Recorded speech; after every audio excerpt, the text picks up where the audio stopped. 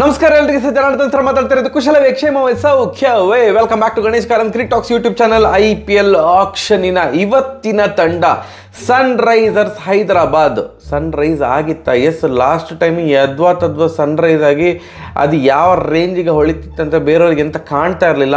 ಆ ರೇಂಜಿಗೆ click ಆಗಿದ್ದಂತಹ batting unit team, ಅದರಲ್ಲಿ ಸಹ ಬ್ಯಾಟಿಂಗ್ ಯೂನಿಟ್ ಯಾವುದು ಅಂತಂದರೆ ಸನ್ ರೈಸರ್ಸ್ ಹೈದರಾಬಾದ್. ಒಬ್ಬೊಬ್ಬ ಅವರ ಕರೆಕ್ಟ್ ಟೈಮಿಗೆ ಕೈ ಕೊಟ್ಟರೆ ಅವರ ಬ್ಯಾಟ್ಸ್ಮನ್ ಅದು ಯಾವುದು ಅಂತಂದರೆ ಫೈನಲಲ್ಲಿ ಲಾಸ್ಟ್ ಟೈಮಿನ ರನ್ನರ್ ಅಪ್ ತಂಡ ಸನ್ ರೈಸರ್ಸ್ ಹೈದರಾಬಾದ್ ಬಗ್ಗೆ ಇವತ್ತು ನಾನು ಮಾತಾಡ್ತಾ ಇದ್ದೇನೆ.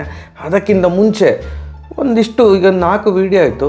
ಫಸ್ಟ್ RCBದು ಮಾಡಿದೆ, ಅದಾದಮೇಲೆ ಮುಂಬೈ, ಅದಾದಮೇಲೆ ಚೆನ್ನೈ, ಅದಾದಮೇಲೆ ಡೆಲ್ಲಿದು ಮಾಡಿದೆ. ಈಗಲೂ ಸಹ ಕಮೆಂಟ್ ಬರ್ತಾ ಇರ್ತದೆ, ಗುರು ಫಸ್ಟ್ RCBದು ಮಾಡೋ ಅಂತ.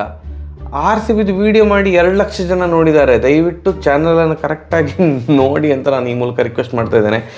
SRH ಯಾವ ಪ್ಲೇಯರ್ಸನ್ನು ರಿಟೈನ್ ಮಾಡಿದ್ವಿ, ಇದು ಶ್ಯೂರ್ ಶಾರ್ಟ್ ಆಗಿ ಎಲ್ಲರೂ ಕೂಡ ನಾವು ಎಕ್ಸ್ಪೆಕ್ಟ್ ಮಾಡಿದ್ವಿ ಇಂತಿಂಥವ್ರನ್ನ ರಿಟೈನ್ ಮಾಡ್ಬೋದು ಅಂತ. ಅಂಥವ್ರನ್ನೇ ರಿಟೈನ್ ಮಾಡಿದರು. ಇಬ್ಬರು ಪ್ರಳಯಾಂತಕ ಓಪನರ್ಸು, ಇಬ್ಬರು ಸಹ ಒಂದೇ ಥರ ದಡ ದಡ ದಡ ದಡ ಅಂತ ಹೊಡಿತಾ ಇರ್ತಾರೆ.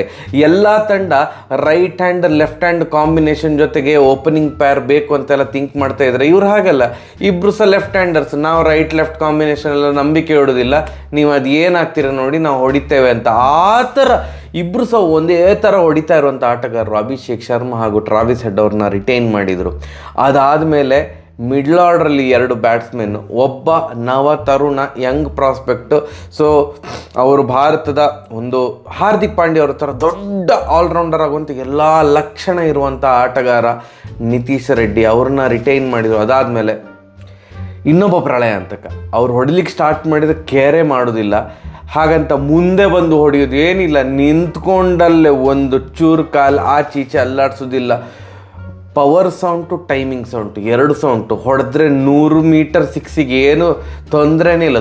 ದೊಡ್ಡ ಸಿಕ್ಸ್ ಹೊಡೆಯುವಂಥ ಆಟಗಾರ ಸೌತ್ ಆಫ್ರಿಕಾದ ಕ್ಲಾಸನ್ ಅಂತ ಅಂದ್ಕೂಡಲೇ ಇಂಡಿಯನ್ ಕ್ರಿಕೆಟ್ ಫ್ಯಾನ್ಸಿಗೆ ಒಂದು ರೇಂಜಿಗೆ ಟೆನ್ಷನ್ ಆಗ್ತದೆ. T20 ವರ್ಲ್ಡ್ ಕಪ್ ಫೈನಲ್ ನೆನಪಾಗ್ತದೆ. ಮ್ಯಾಚನ್ನು ಹೀಗೆ ಸಿಂಗಲ್ ಹ್ಯಾಂಡ್ಲಿ ಅವರು ಇನ್ನೇನು ಗೆಲ್ಲಿಸಿ ಬಿಟ್ಟರು ಅನ್ನೋ ಟೈಮಿಗೆ ಅವರು ಔಟ್ ಆದರು, ಪುಣ್ಯಕ್ಕೆ ಔಟ್ ಆದರು. ಇಲ್ಲೇ ಇದ್ರೆ T20 ವರ್ಲ್ಡ್ ಕಪ್ ಸೌತ್ ಆಫ್ರಿಕಾವನ್ನು ಕ್ಲಾಸನ್ನು ಅವರು ವಿನ್ ಮಾಡಿಸ್ತಿದ್ರು.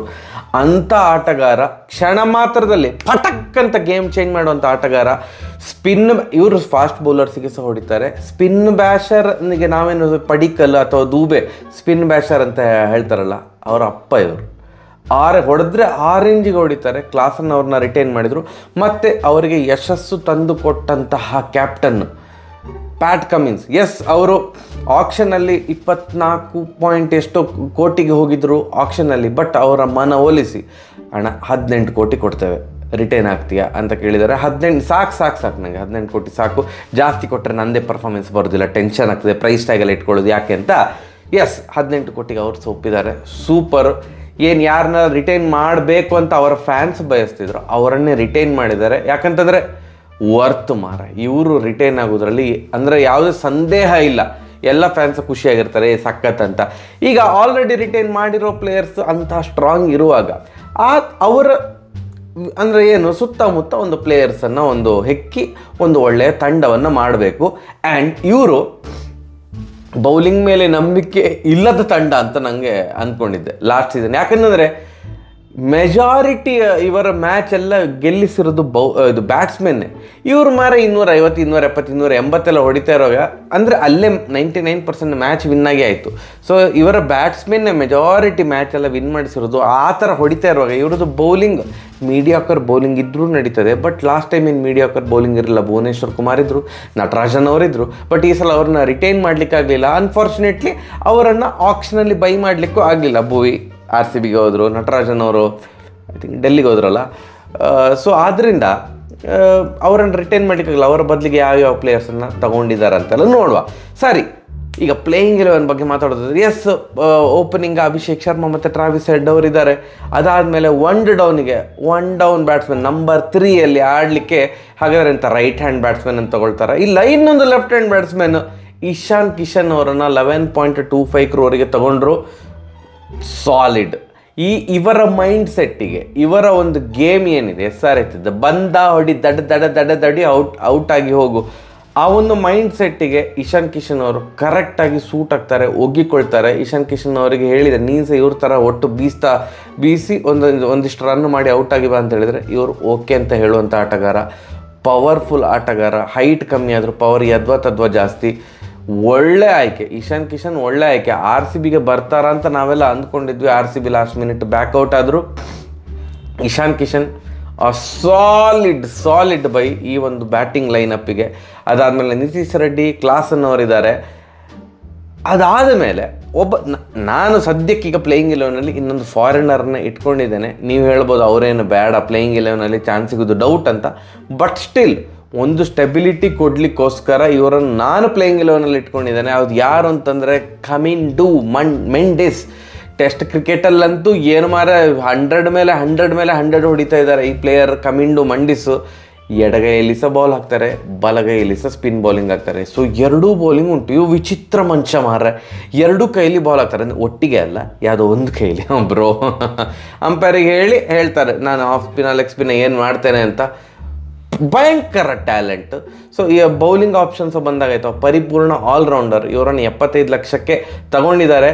ಈ ಬೇರೆ ಏನು ಪ್ರಳಯಾಂತಕ ಬ್ಯಾಟ್ಸ್ಮನ್ ಥರ ಆ ರೇಂಜಿಗೆ ಚಚ್ಚಲಿಕ್ಕೆ ಬರ್ತದ ಇಲ್ವಂತ ಗೊತ್ತಿಲ್ಲ. ಬಟ್ ಸ್ಟಿಲ್ ಒಬ್ಬ ಆದರೂ ನಿಂತುಕೊಂಡು ಆಟ ಆಡುವಂಥ ಆಟಗಾರ ಬೇಕಲ್ಲ. ಸೊ ಆದ್ದರಿಂದ ಕಮಿಂಡು ಮಂಡಿಸಿದರೆ ಒಂದು ಚೂರು ಸಣ್ಣ ಸ್ಟೆಬಿಲಿಟಿ ಸಿಗ್ತದೆ ಅಂತ ಅಂದ್ಕೊಂಡಿದ್ದಾನೆ. ಸಡನ್ನಾಗಿ ಇವರೆಲ್ಲ ದಡಬಡ ಅಂತ ಹೊಡಿಲಿಕ್ಕೆ ಹೋಗಿ ಔಟ್ ಆದರೆ ಒಬ್ಬರು ನಿಂತುಕೊಂಡು ಆಡುವ ಆಟಗಾರ ಬೇಕಲ್ಲ. ಅದಕ್ಕೆ ಮೆಂಡಿಸ್ ಅವ್ರನ್ನ ನಾನು ಪ್ಲೇಯಿಂಗ್ 11ನಲ್ಲಿ ಇಟ್ಕೊಂಡಿದ್ದಾನೆ. ಒಳ್ಳೆ ಬೈ 75 ಲಕ್ಷಕ್ಕೆ ಮೆಂಡಿಸ್ ಸಿಕ್ಕಿದ್ರು. ಅದಾದಮೇಲೆ ನಮ್ಮ ಕನ್ನಡದ ಆಟಗಾರ ಅಭಿನವ್ ಮನೋಹರ್ ಜಸ್ಟ್ 3.2 crore ಸಿಕ್ಕಿದ್ರು RCB. ಯಾಕೆ ಅಭಿನವ್ ಅಂತ ತಗೊಳ್ಳಿಲ್ಲ? ಇದು ಭರ್ಜರಿ ಬೈ, ಇದು ಭಯಂಕರ ಪವರ್ಫುಲ್ ಹಿಟ್ಟರ್. ಗುಜರಾತ್ ತಂಡಕ್ಕೆ ಆಡ್ತಾ ಇದ್ದಂಥ ಆಟಗಾರ ಅಭಿನವ್ ಮನೋಹರ್. ಇಲ್ಲಿ ನನ್ನ ಪ್ರಕಾರ ಇವರಿಗೆ ಎಲ್ಲ ಗೇಮಲ್ಲಿ ಸಹ ಇವರಿಗೆ ಆಡುವಂಥ ಅವಕಾಶ ಸಿಗ್ತದೆ. I am super happy. ಅವಕಾಶ, ಒಂದು ಸೀರೀಸ್ ಆಫ್ ಆಪರ್ಚುನಿಟೀಸ್ ಇವರಿಗೆ ಇಲ್ಲಿ ಸಿಗ್ತಾ ಇದೆ, ಈ ತಂಡದಲ್ಲಿ ಸಿಗ್ತದೆ ಅಂತ ನಂಗೆ ಅನ್ನಿಸ್ತಾ ಇದೆ. ಮೊದಲು ಅಬ್ದುಲ್ ಸಮದ್ಗೆ ಅವಕಾಶ ಸಿಗ್ತಾ ಇತ್ತು SRH ಅಲ್ಲಿ. ಈಗ ಅಬ್ದುಲ್ ಸಮದ್ ಅವ್ರನ್ನ ರಿಟೈನ್ ಮಾಡಲಿಲ್ಲ, ಬೈ ಕೂಡ ಮಾಡಲಿಲ್ಲ ಆಪ್ಷನಲ್ಲಿ. ಸೊ ಅವರ ಬದಲು ಕಿಂತ ಸಹ ಪ್ರಳಯಾಂತಕ ಆಟಗಾರ, ಅವರಕ್ಕಿಂತ ಸಹ ಒಂದು ಕೈ ಮೇಲೆ consistency wise Abhinav Manohar super solid batsman, ಒಳ್ಳೆ ಫೀಲ್ಡರ್, ಒಳ್ಳೆ ಬಾಡಿ ಸಹ ಒಳ್ಳೆ ಮಾಡ್ಕೊಂಡಿದ್ದಾರೆ, ಫಿಟ್ ಇದ್ದಾರೆ. ಅಭಿನವ್ ಮನೋಹರ್ ದ ಫಿನಿಷರ್ ಇವರಲ್ಲಿ ಎಲ್ಲರೂ ಸಹ ಫಿನಿಷರೇ ಮಾರೆ. ಓಪನಿಂಗ್ ಬ್ಯಾಟ್ಸ್ಮನ್ ಎಲ್ಲರೂ ಸಹ ಸ್ಲಾಗ್ ಓವರ್ ಅಂತವೇ ಆಡ್ತಾ ಇರ್ತಾರಪ್ಪ. ಬಟ್ ಸ್ಟಿಲ್ ಈ ತಂಡಕ್ಕೆ ಒಂದು ಫಿನಿಷರ್ ಅಂತ ಬೇಕಲ್ಲ, ಅಭಿನವ್ ಮನೋಹರ್ ಫಿನಿಷರ್. ಅದಾದಮೇಲೆ ಬರೋದು ಪ್ಯಾಟ್ ಕಮಿನ್ಸ್ ಕ್ಯಾಪ್ಟನ್.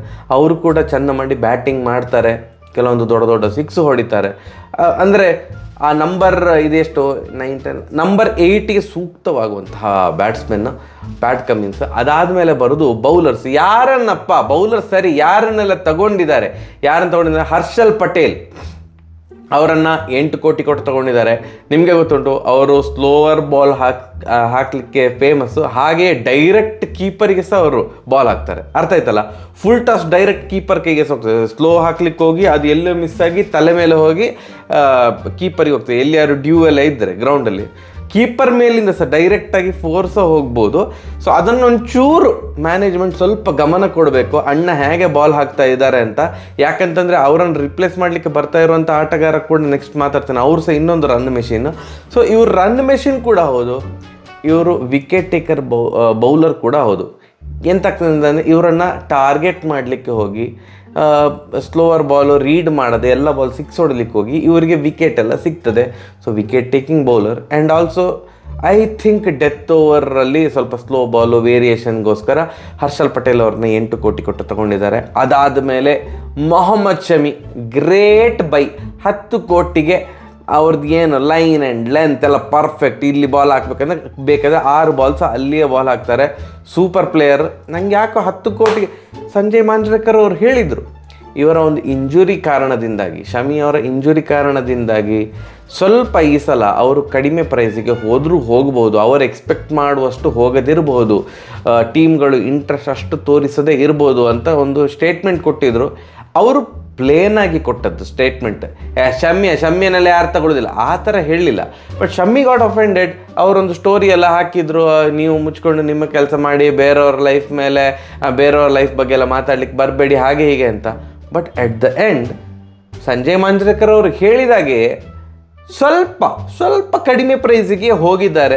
ಅಂದರೆ ಶಮಿ ಅವರು ಎಕ್ಸ್ಪೆಕ್ಟ್ ಮಾಡಿದಷ್ಟು ಹೋಗಲಿಲ್ಲ ಅಂತ ನಾನು ಅಂದ್ಕೊಳ್ತಾ ಇದ್ದೇನೆ. ಈಗ ಚಾಹಲೆಲ್ಲ 18 ಕೋಟಿಗೆಲ್ಲ ಹೋಗಿದ್ದಾರೆ, ಆ ಥರ ಇವರು ಆ ಪ್ರೈಸಿಗೆ ಹೋಗಲಿಲ್ಲ, 10 ಕೋಟಿಗೆ ಸೇಲ್ ಆಗಿದ್ದಾರೆ. ಒಳ್ಳೆ ಬೈ SRHಗೆ. ಭುವಿ ಮತ್ತು ನಟರಾಜನ್ ಅವರ ಬದಲಿಗ ಮೊಹಮ್ಮದ್ ಶಾಮಿ ಮತ್ತು ಹರ್ಷಲ್ ಪಟೇಲ್. ನಾ ಕಂಪೇರ್ ಮಾಡ್ತಿರೋದಲ್ಲ, but almost similar kind of bowlers SRHಗೆ ಸಿಕ್ಕಿದ್ದಾರೆ. ಆ್ಯಂಡ್ ಸ್ಪಿನ್ ವಿಭಾಗಕ್ಕೆ ಇಲ್ಲಿ ನೋಡಿ, ನಿಮಗೆ ಸ್ಪಿನ್ನರ್ ಯಾರು ಕಾಣ್ತಾ ಇಲ್ಲ. ಮೆಂಡಿಸ್ ಸೆಕೆಂಡ್ ಸ್ಪಿನ್ನರ್ ಆಗಿ ಬರ್ಬೋದು, ಒಬ್ಬ ಸ್ಪಿನ್ನರ್ ಬೇಕಲ್ಲ ಮೇನ್ ಸ್ಪಿನ್ನರ್ ಆಗಿ. ರಾಹುಲ್ ಚಾಹರ್ ಅವ್ರನ್ನ 3.2 ಕ್ರೋರಿಗೆ ತಗೊಂಡಿದ್ದಾರೆ. ಪ್ರಳಯಾಂತಕ ಸ್ಪಿನ್ನರ್ ಅಂತ ಹೇಳೋದಿಲ್ಲ, ಬಟ್ ಡೀಸೆಂಟ್ ಸ್ಪಿನ್ನರ್. 4 ಓವರಿಗೆ 40 ಕೊಟ್ಟರೆ ಏನು ಬೇಜಾರು ಮಾಡಿಕೊಳ್ಳೋದಿಲ್ಲ SRH ಅವರು. ಯಾಕಂದರೆ SRH ಅವ್ರು 20 ಓವರಿಗೆ 300-400 ನೋಡಿಬೇಕಂತೆಲ್ಲ ಟಾರ್ಗೆಟ್ ಇರುವಾಗ ಅವರ ಮೈಂಡಲ್ಲಿ. ಸೊ ಎಲ್ಲ ಬೌಲರ್ಸ್ 4 ಓವರಿಗೆ 40 ರನ್ ಬಿಟ್ಟು ಕೊಟ್ಟರು, ಇವರೇನು ಬೇಜಾರು ಮಾಡಿಕೊಳ್ಳೋದಿಲ್ಲ. ಎಸ್ ಸೂಪರ್, 220 ಟಾರ್ಗೆಟ್, ಎಷ್ಟು 13 ಓವರಲ್ಲಿ ಹೊಡಿಬೇಕಂತ ಕೇಳ್ತಾರ ಅಂತ ಹುಚ್ಚರೇ ಇರೋದು. ಬ್ಯಾಟ್ಸ್ಮನ್ ಎಲ್ಲ ಬಡ ಅಂತ ಹೊಡಿತಾ ಇರ್ತಾರೆ. So decent bowling.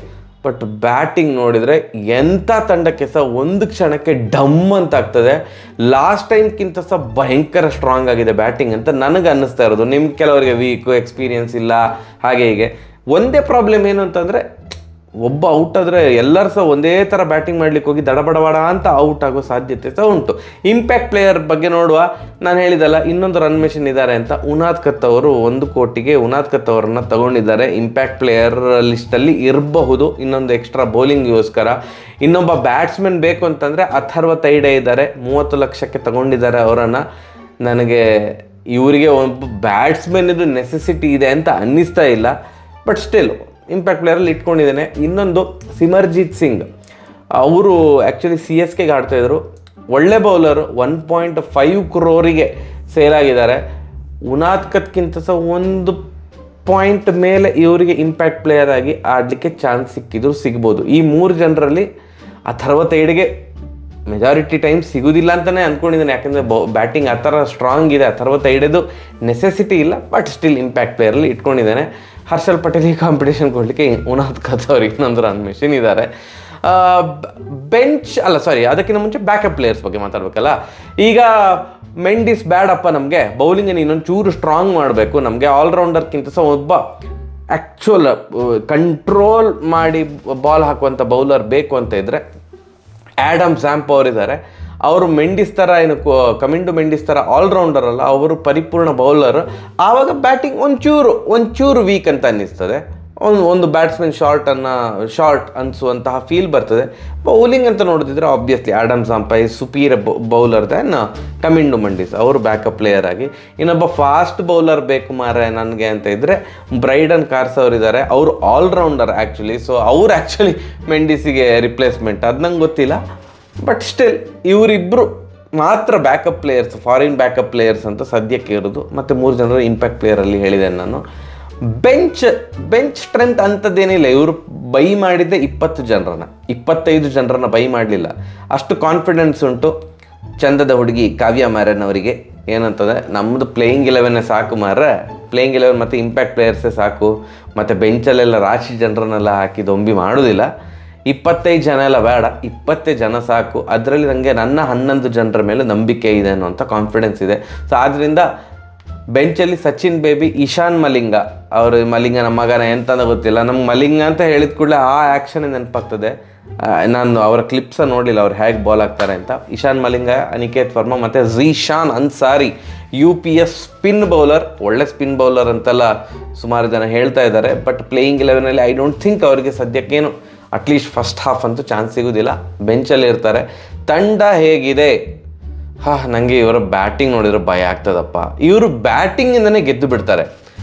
ಇವರು ಬೌಲಿಂಗ್ ಡೀಸೆಂಟ್ ಇನಫ್, ಬಟ್ ಹೇಗೆ ಅಂತಂದರೆ ಬೌಲಿಂಗಿಗೆ ನಾನು 100ರಲ್ಲಿ 65 ಕೊಟ್ಟರೆ, ಅಂದರೆ ಬ್ಯಾಟಿಂಗಿಗೆ 100ಕ್ಕೆ 100 ಕೊಟ್ಟರೆ ಬೌಲಿಂಗಿಗೆ 65ರಿಂದ 70 ಕೊಡ್ಬೋದು, ಅಷ್ಟು ಡಿಫ್ರೆನ್ಸ್ ಇದೆ. ಬಟ್ ಬ್ಯಾಟಿಂಗ್ ಆ ರೇಂಜ್ಗೆ ಸ್ಟ್ರಾಂಗ್ ಇದೆಯಲ್ಲ. ಸೊ ಆದ್ದರಿಂದ ಬೌಲಿಂಗ್ ಬಗ್ಗೆ ಅಷ್ಟು ಟೆನ್ಷನ್ ಮಾಡಿಕೊಳ್ಬೇಕಾದ ಅಗತ್ಯ ಇಲ್ಲ ಅಂತ ನನಗೆ ಅನ್ನಿಸ್ತಾ ಇದೆ. ಬ್ಯಾಟಿಂಗ್ ಲಾಸ್ಟ್ ಟೈಮ್ಗಿಂತನೂ ಇನ್ನೂ ಸ್ಟ್ರಾಂಗ್ ಆಗಿದೆ. T20 ರಾಕ್ಷಸರನ್ನು ಹುಡುಕಿ ಇಲ್ಲಿ ಈ ತಂಡದಲ್ಲಿ ಬ್ಯಾಟಿಂಗ್ ವಿಭಾಗಕ್ಕೆ ಹಾಕಿದ್ದಾರೆ. ಈ ಸಲ ಇನ್ಯಾವ್ಯಾವ ರೆಕಾರ್ಡ್ ಬ್ರೇಕ್ ಆಗ್ತದೆ ಅಂತ ಗೊತ್ತಿಲ್ಲ. ಕ್ವಾಲಿಫೈ ಈ ತಂಡ ಹಿಂಗೆ ನೋಡಿದ ಕೂಡಲೇ ಓ ಮೈ ಗಾಡ್ ಇವರು ಮಾರೆ ನೆಕ್ಸ್ಟ್ ರೌಂಡಿಗೆ ಕ್ವಾಲಿಫೈ ಆಗ್ತಾರೆ ಅಂತ ಹೇಳ್ಬೋದು. ಅಷ್ಟು ಭಯ ಹುಟ್ಟಿಸುವಂತಹ ತಂಡ. ತಂಡ ಒಳ್ಳೆ ಉಂಟು, it's all up to players. ಈಗ RCB ಸಹ ಹೇಳಿದಲ್ಲ ನಾನು, ತಂಡ ಚೆನ್ನಾಗಿದೆ ಅಂತ. 10th ಪ್ಲೇಸಿಗೆ ಸಹ ಬರ್ಬೋದು RCB, ಹೇಳಲಿಕ್ಕಾಗಿಲ್ಲ. ಯಾಕಂದರೆ ಪ್ಲೇಯರ್ಸ್ ಯಾವಾಗ ಹೇಗೆ ಪರ್ಫಾರ್ಮ್ ಮಾಡ್ತಾರೆ ಅದ್ರ ಮೇಲೆ ಡಿಪೆಂಡ್ ಆಗೋದು. ಇವರು ಕ್ವಾಲಿಫೈ ಆಗ್ಬೋದು SRH ಅಂತ ಹೇಳಿದ್ದೇನೆ. ಕ್ವಾಲಿಫೈ ಆಗದಿದ್ದರೆ ಅದು ಓನರ್ದು ಮಿಸ್ಟೇಕ್ ಅಲ್ಲ, ಓನರ್ ಚಂದ ಟೀಮ್ ಮಾಡಿದ್ದಾರೆ, ಪ್ಲೇಯರ್ಸ್ ಪರ್ಫಾರ್ಮ್ ಮಾಡಬೇಕು. ಬಟ್ ಆ್ಯಸ್ ಆಫ್ ನೌ ಭಯ ಹುಟ್ಟಿಸುವ ತಂಡ SRH. ತಮ್ಮನೇಲಿಗೆ ಸಹ ಇದೇ ಆಗ್ತೇನೆ, ಭಯ ಹುಟ್ಟಿಸುವ ತಂಡ ಅಥವಾ ಭಯ ಹುಟ್ಟಿಸುವ ಬ್ಯಾಟಿಂಗ್. ಕರೆಕ್ಟ್, ಬ್ಯಾಟಿಂಗ್ ಭಯ ಹುಟ್ಟಿಸ್ತದೆ. ಸರಿಯಾಗಿ ಬರುವ. ನಮಸ್ಕಾರ.